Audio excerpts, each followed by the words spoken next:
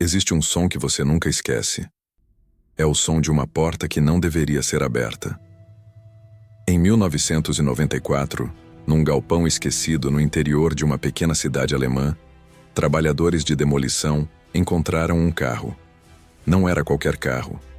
Ele estava lacrado por fora, com correntes, e com uma placa escrita à mão que dizia apenas: "Não abra, por favor." 30 anos depois, alguém finalmente não resistiu. E o que estava dentro mudou tudo o que essas pessoas acreditavam sobre o passado. Era uma manhã de Seattle, outubro. Fria. Névoa baixa cobrindo o asfalto. A equipe de demolição chegou cedo. O galpão estava em ruínas, mas ainda de pé. Paredes de concreto manchadas, janelas cobertas por madeira apodrecida. Um cheiro de óleo velho, ferrugem e algo que ninguém soube definir. O lugar havia pertencido a uma empresa de transportes que fechou as portas ainda nos anos 90. Ninguém sabia o porquê. Os registros tinham desaparecido. Os donos também. Quando a máquina começou a derrubar a parede do fundo, os operários viram o reflexo metálico por trás da poeira. Um carro. Inteiro. Como se tivesse acabado de sair da fábrica. Ninguém se moveu por quase 2 minutos. Era um Mercedes-Benz 300 SL de 1957, cor preta. Um dos carros mais valiosos e raros já produzidos na Alemanha. As correntes que prendiam as portas não eram improvisadas. Eram correntes industriais, com cadeados militares. O tipo de fechamento que se usa em cofres. A placa de identificação havia sido removida. O chassi, lixado. Não havia como saber de imediato a quem pertencia aquele carro. Mas o mais perturbador não era o carro em si. Era o estado em que ele se encontrava. Limpo. Perfeitamente conservado. Como se alguém tivesse cuidado dele até o último dia, em 30 anos dentro de um galpão abandonado. Isso não é possível, mas estava diante deles, silencioso, esperando. Quando os investigadores chegaram ao local, começaram a perceber detalhes que os trabalhadores tinham ignorado. Primeiro, o interior do galpão havia sido isolado. Paredes revestidas com uma camada fina de borracha, o tipo de material que impede a entrada de umidade. Alguém construiu uma câmara de conservação em torno do carro. Segundo, havia marcas no chão, regulares, semanais, como se alguém tivesse visitado o lugar com frequência e depois, em algum momento, simplesmente parado. Terceiro, presa embaixo do para-choque traseiro, havia uma envelope. Plástico selado, com uma fotografia dentro. A fotografia mostrava uma mulher jovem, sorrindo, em frente ao carro. No verso, escrito com caneta azul desbotada: "Quando você ler isso já vai ser tarde demais." A polícia local abriu investigação. O que encontraram nas semanas seguintes foi mais confuso do que esclarecedor. O galpão havia sido alugado por uma empresa fantasma, um endereço que não existia, um nome que não aparecia em nenhum registro. Mas a fotografia foi fundamental. Com análise facial, identificaram a mulher. Ela havia desaparecido em 1993. O caso foi registrado como fuga voluntária, nunca investigado com profundidade. O carro, por sua vez, tinha uma história. Havia pertencido a uma família aristocrática da Bavária, vendido em 1989. O comprador? Desconhecido. Pagamento em dinheiro vivo. Alguém comprou um carro raríssimo, pagou uma fortuna e o trancou num galpão, com uma fotografia de uma mulher desaparecida embaixo do para-choque. Por quê?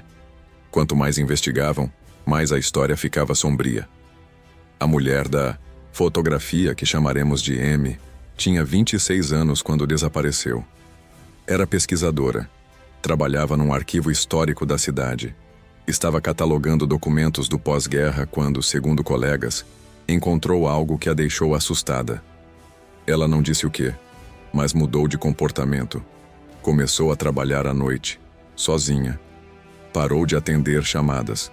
3 semanas depois, sumiu. O que os investigadores entenderam, décadas depois, é que o carro não era escondido por causa do carro. O carro era o cofre. A casca protetora de algo que alguém não queria que o mundo encontrasse. E esse algo estava dentro do porta-malas. O porta-malas foi aberto com autorização judicial. Dentro, havia uma mala de couro, antiga, com fechamento de latão. Dentro da mala, pastas, documentos, fotos, cartas. Era um arquivo completo, organizado, detalhando uma rede de transferência de bens e identidades de criminosos de guerra que haviam fugido da Europa nos anos 50 com a ajuda de funcionários de alto escalão. Nomes, rotas, valores, tudo documentado. M já havia encontrado a ponta desse fio no arquivo histórico. E alguém soube disso. O carro não escondia um segredo qualquer. Escondia provas que podiam destruir reputações, famílias inteiras e talvez explicar desaparecimentos que haviam ficado sem resposta por décadas. Alguém a salvou. Ou alguém a silenciou. E usou o carro para guardar a verdade que não podia sumir. Entre os documentos havia uma carta, endereçada a ninguém, escrita por M. Ela sabia que alguém estava atrás dela. Tinha copiado tudo antes que os originais desaparecessem do arquivo. Entregou o carro e os documentos a um homem de confiança, com uma instrução simples: some com isso até que seja seguro aparecer. Ela planejava fugir, reconstruir a vida, voltar um dia. No final da carta, ela escreveu: se você está lendo isso é porque eu não voltei, mas os documentos voltaram, e isso é o que importa. Os investigadores ficaram em silêncio por um longo tempo depois de ler aquilo, porque não havia nenhuma pista do paradeiro de M após 1993. Nenhuma. Ela não era apenas uma pesquisadora desaparecida. Ela era alguém que escolheu desaparecer para que a verdade sobrevivesse. Os documentos foram entregues às autoridades. Parte deles foi selada por décadas como material sensível. Nenhum nome foi, tornando público oficialmente.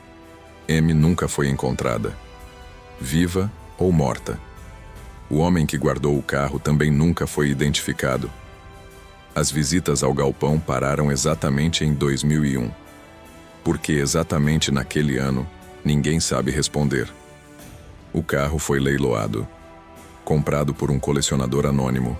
Dizem que ele se recusou a limpar o interior. Deixou tudo como estava. Às vezes, as histórias mais importantes não terminam.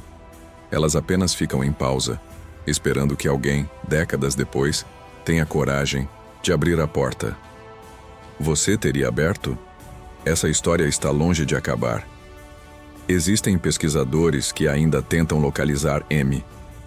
Existem partes dos documentos que nunca foram divulgadas.